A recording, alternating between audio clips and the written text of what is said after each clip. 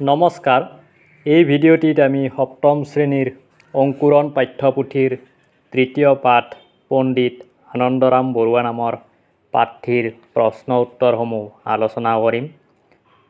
প্ৰথম প্ৰশ্নটিত দিয়া আছে পাঠটো শুদ্ধ আৰু স্পষ্টকৈ পঢ়া। এইটোত ছাত্ৰ ছাত্ৰী তোমালোকে নিজে কৰিবা। 2 নং প্ৰশ্নৰ পৰা আহিছোঁ উত্তৰ দিয়া। ক নম্বৰত দিয়া আছে আনন্দৰাম বৰুৱাৰ জন্ম ক'ত হৈছিল? ইয়াৰ উত্তৰ হ'ব আনন্দৰাম বৰুৱাৰ জন্ম উত্তৰ গুৱাহাটীৰ ৰজাদুৱাৰত হৈছিল। খ নং প্ৰশ্নত দিয়া আছে তেওঁৰ পিতৃ মাতৃৰ নাম কি? উত্তৰ হ'ব তেওঁৰ পিতৃৰ নাম গৰ্গৰাম বৰুৱা আৰু মাতৃৰ নাম দুৰ্লভেশ্বৰী বৰুৱা। গ নং প্ৰশ্নত দিয়া আছে আনন্দৰাম বৰুৱাই কলকাতাৰ কোন কলেজত নামভৰ্তি কৰিছিল? ইয়াৰ উত্তৰ হ'ব আনন্দৰাম বৰুৱাই কলকাতাৰ প্ৰেচিডেন্সি কলেজত নামভৰ্তি কৰিছিল। খ নং প্ৰশ্নটিত দিয়া আছে আনন্দৰাম বৰুৱা ভাষা কলা সংস্কৃতি সন্থা কিয় প্ৰতিষ্ঠা কৰিছিল? ইয়াৰ উত্তৰটি হ'ব আনন্দৰাম বৰুৱাদেৱৰ স্মৃতি ৰক্ষাৰ উদ্দেশ্যে আনন্দৰাম বৰুৱা ভাষা কলা সংস্কৃতি সন্থা প্ৰতিষ্ঠা কৰিছিল।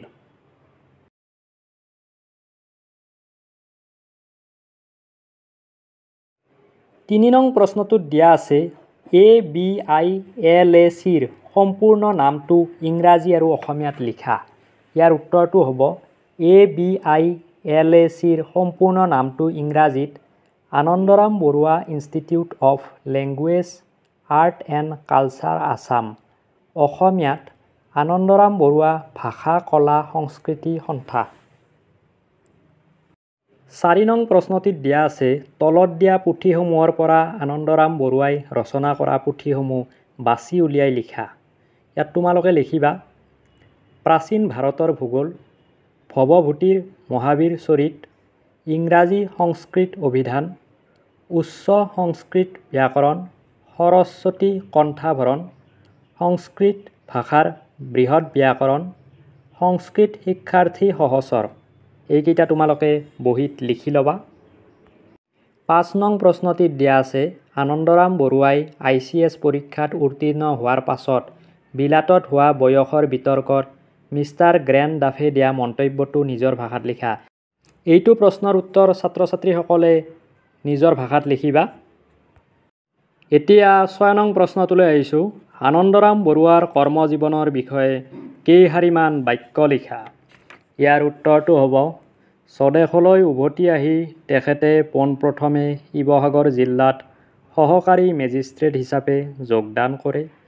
তাৰ পাছত তেখেতে মৈমনসিং জিলাৰ সহকাৰী মেজিষ্ট্ৰেট আৰু কালেক্টৰ হিচাপে নিযুক্তি লাভ কৰে।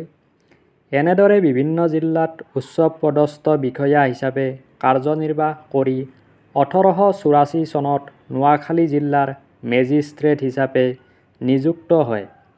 নোয়াখালীত থাকোঁতে তেখেতে বংগদেশৰ উন্নয়নমূলক কাম কৰাৰ উপৰি আৰু তাত এটি গুৰুত্বপূৰ্ণ কাম আৰম্ভ কৰে।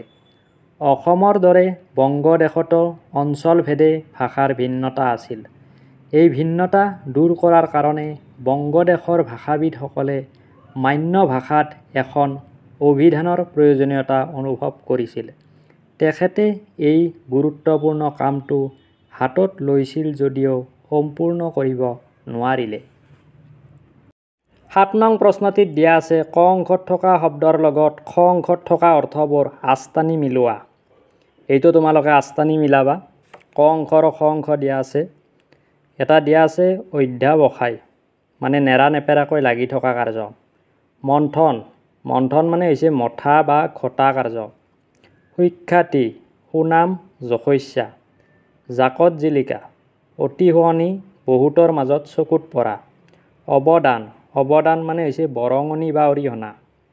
সংকল্প, সংকল্প মানে কোনো কাম কৰিবলৈ দৃঢ় ইচ্ছা। অপ্ৰত্যাশিত, আশা নকৰা।